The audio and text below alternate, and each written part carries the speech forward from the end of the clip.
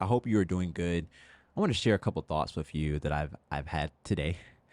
Uh, I don't know where I'm going to go with this, but I think that I'm going to end somewhere where we can have a healthy discussion on something. Okay. So this is the thought that I had. We use words to make sense of words. What do we do when there's nothing more we can define? And let me give you an example. So say I have a word, let's say food. Not food near me. As you can see, that's a very common thing I search on Google. So food. Hopefully let's do food definition. Yep. Food. Any nutritious substance that people or animals eat or drink or that plants absorb in order to maintain life and growth. Now the thing about a definition like this, the definition is assuming that I know what these other words are, right? So I'm looking at this. What is nutritious? So I go to nutritious and I see that nutritious is something that is nourishing, efficient as food. Okay, nutritious, nourishing. What does nourishing mean? Does that make sense? So I can go again. So I'm going to go again into this one to see. Uh, uh, Let me do this. Oh yeah, yep, there it is. So click on nourishing. Nourishing, a food containing substances necessary for growth, health, and good condition. Huh? What is good? Do you see what I mean? So I could keep going and going and going. So let me go. Let me go to what is good. Good definition. Okay? Good is to be desired or approved of, or having the qualities required for a particular role. Okay, let's go on to be desired, to be desired or approved of.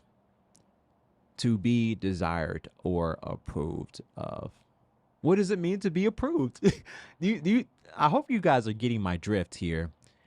Everything that, every word that we're using, in order to understand what we're saying, we're going to have to define whatever we need words to define words. And it's a continual cycle. I don't think it will ever end until you get to a place where it's like, okay, you know what I mean? And what I was trying to get to is that eventually you end with God.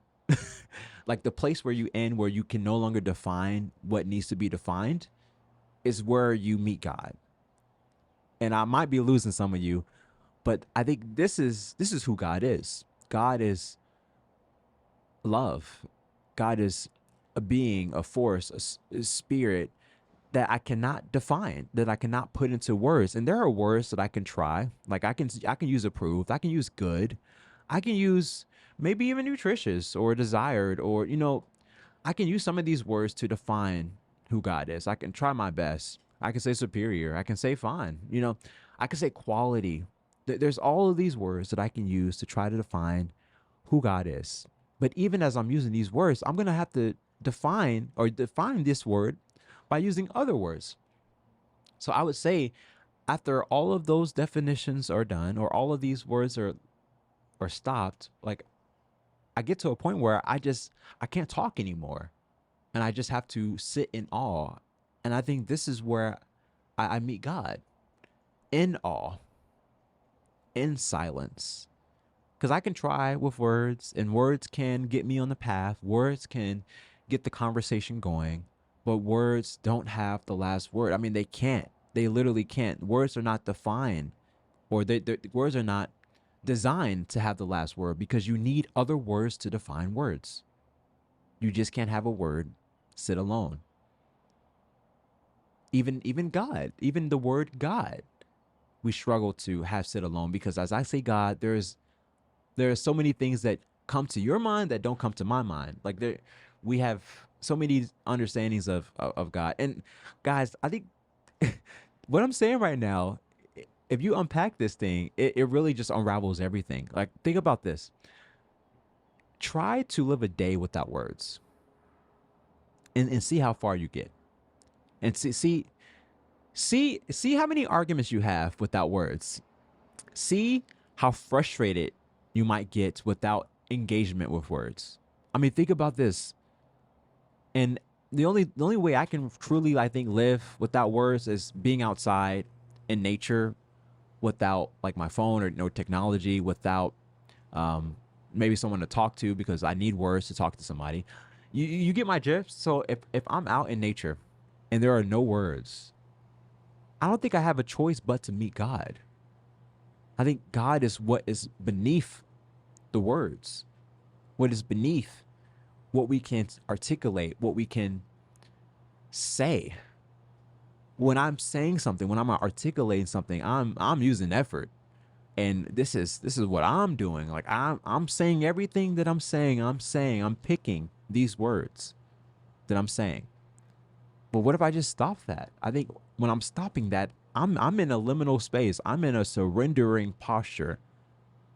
And I don't believe I don't think I have a choice but to encounter God.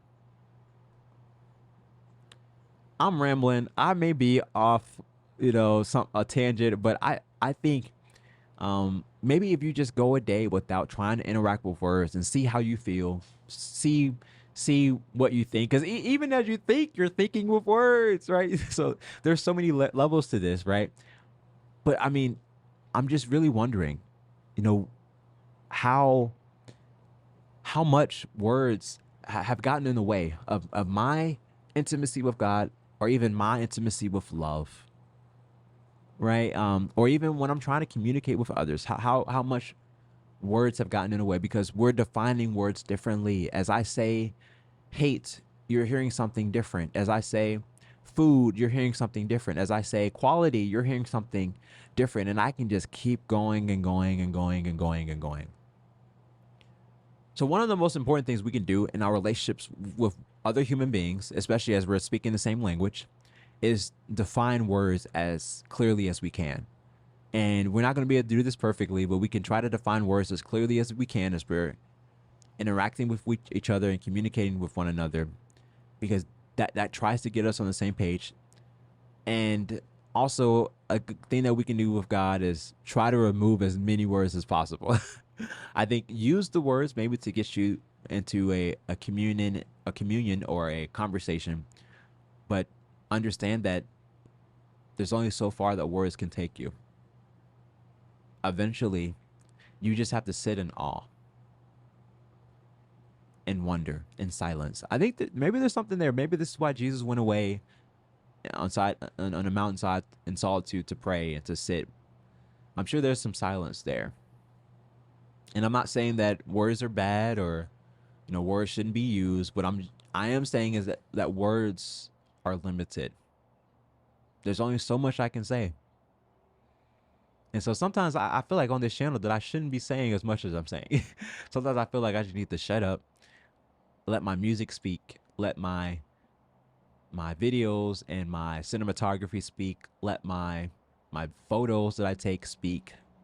Um, but at the same time, like, I desire to be clear too, and I desire to communicate effectively. And sometimes you need words to do this, but sometimes a picture has 1,000 words. You know what I mean? A video has 1,000 words. A song has 1,000,000 words, because there's so many ways that a song hits a person. So I don't know. I'm still wrestling with this, but I just wanted to share this with you. I don't know where this is landing you, but I hope that maybe some of these ideas and some of what I've said on this video will be a blessing to you. And if you got some questions, hey, let's keep this dialogue going. If you want to take some time to sit in silence together, we can do this over Zoom. Let me know. We can go to a park. I don't know. I want to be your friend. So let me know. You can reach out to me via email at hargonw@gmail.com. And yeah, blessings to your day. Thank you for listening to me ramble. Thank you for listening to me share some of these words.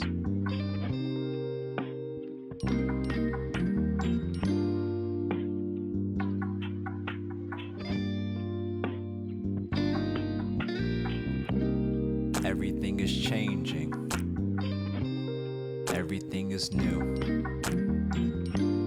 He is rearranging, 'cause she is on the move. Everything is changing. Everything is new.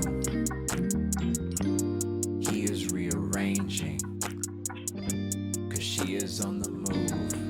I met you I was a shell of myself and lost at sea. You were asleep,